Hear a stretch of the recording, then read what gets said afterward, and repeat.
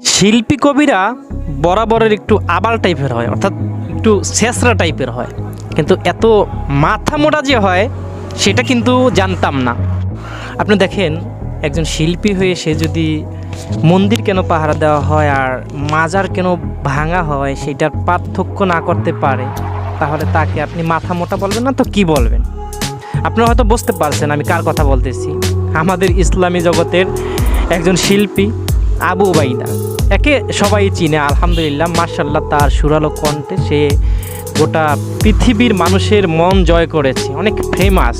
তার সুরটা আলহামদুলিল্লাহ মাশাআল্লাহ অনেক সুন্দর। আমিও ব্যক্তিগতভাবে তার ভক্ত, তার সঙ্গীতের ভক্ত, শুনি। এখন দেখেন সে প্রশ্ন তুলছে। আপনারা জানেন কিছুদিন আমাদের সেই বৈষম্য বিরোধী ছাত্র আন্দোলনের পর থেকে আমাদের কিছু আলেমোলামারা, আমাদের দেশের আলেমোলামারা হিন্দু ধর্মের ভাইদের মন্দিরগুলো পাহারা দিয়েছে, যেন উগ্রপন্থীরা, যেন সন্ত্রাসীরা তাদের মন্দিরে আক্রমণ না করতে পারে। মূলত এখানে হেকমত এইটি যে উগ্রপন্থী যারা রয়েছে, যারা সন্ত্রাসী রয়েছে, তারা এই মন্দিরে আক্রমণ করে মন্দির ভাঙিয়া মুসলমানদের নাম দিবে এবং যারা আলেমোলামা আছে তাদের নাম দিবে যে তারাই এই মন্দির ভাঙছে শেখ হাসিনায় বাংলাদেশ থেকে চলে যাওয়ার পরে। এটাকে এইভাবে উপস্থাপনা করিয়া ইন্ডিয়ার কাছে প্রেজেন্ট করবে এবং ইন্ডিয়া এইটা দেখা মানে বাংলাদেশের দিকে চাপ প্রয়োগ করবে, এরকম কিছু আর কি। এই জন্য মূলত সেই মন্দিরগুলো পাহারা দিয়েছে আলেমোলামারা, দায়িত্ব নিয়েছে, ইসলামী আন্দোলনের ভাইরা দায়িত্ব নিয়েছে। দেখেন, এই জন্য মূলত মন্দির পাহারা দেওয়া। আর ইদানিং দেখতেছি আমরা অনেকগুলো মাজার ভেঙেছে, আলহামদুলিল্লাহ। এটা খুব আমাদের জন্য একটা সুসংবাদ যে মাজার ভাঙতেছে জনগণ। এর ভিতরে অন্যতম হয়েছে গত 3-4 দিন আগে হয়তো আপনার দেওয়ানবাগের মাজারটা ভেঙে দিয়েছে। দেখেন, এইটা তো আমাদের জন্য একটা খুশির সংবাদ যে মাজার ভাঙতেছে, তাই না?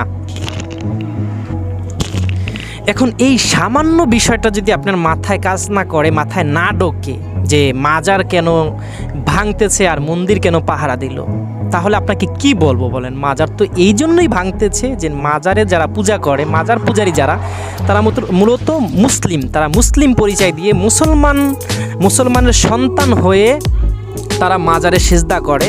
আর মূলত তাদের মাকসাদ থাকে, তাদের টার্গেট থাকে জান্নাত, ঠিক আছে? কারণ পীররা তাদেরকে, ধর্ম ব্যবসায়ী পীররা, ভণ্ড পীররা তাদেরকে এমনভাবে বুঝাইছে যে মাজারে সেজদা দিলেই আল্লাহকে পাইয়া যাইব বা জান্নাত পাইয়া যাবে, এরকম কিছু ভুলভাল বোঝানোর কারণে তারা এই মাজারে যা পইরা থাকে, মাজার সেজদা করে এবং মাজার পূজা করে। তো এই মাজারগুলোই ভাঙবে না তো কি করবে? তারা তো অন্য ধর্মর পরিচয় দেয় না, যেহেতু হিন্দু ধর্মটাই আলাদা, তাদের ধর্মের স্বাধীনতা রয়েছে, ধর্ম পালন করার স্বাধীনতা রয়েছে, এই জন্য তারা তাদের ধর্ম পালন করবে। তাদের গোষ্ঠীটাই আলাদা, ধর্মটাই আলাদা। আর মাজার যারা পূজা করে তাদের ধর্ম মুসলিম ধর্ম এবং তারা আখিরি নবীর উম্মাহ, ঠিক আছে? এই আখিরি নবীর উম্মাত হইয়া তারা মাজার পূজা করবে, আর এটা আমরা মাইনা নিই, এটা হইতে পারে না।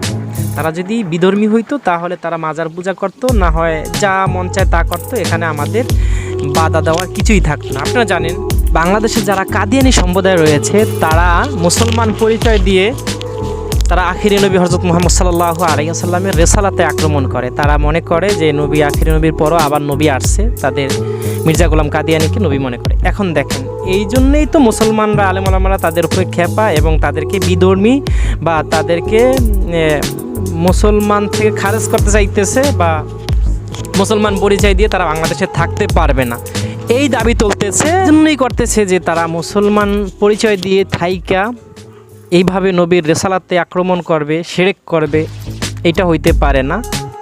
মূলত আন্দোলনটা এখানেই। এখন যারা মাজার পূজারি করে, মাজার পূজা যারা করে, তারা তো শিরক করে।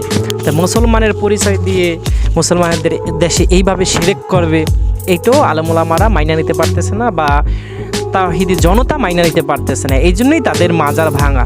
তো এই স্যাম্পল একটা বিষয় আমাদের সেই আবাল শিল্পী আবু উবাইদা এটা বুঝতে পারে নাই বা তার মাথায় এটা খেলে নাই। এতটুকু সাধারণ একটা জিনিস যদি একজন শিল্পী কবির মাথায় না খেলে, তাহলে তাকে আবাল বলবো না তো কি বলবো? দর্শক, যাই হোক দর্শক, ভিডিও শেষ করে দিচ্ছি। আপনার মূল্যবান মতামত অবশ্যই আমাদের কমেন্ট সেকশনে লিখে যাবেন। যাওয়ার আগে ছোট করে একটি কথা না বললেই নয়, চ্যানেলে নতুন হলে সাবস্ক্রাইব করে পাশে থাকা বেল আইকনটাতে প্রেস করুন। ভালো থাকুন, সুস্থ থাকুন। আসসালামু আলাইকুম ওয়া রাহমাতুল্লাহ।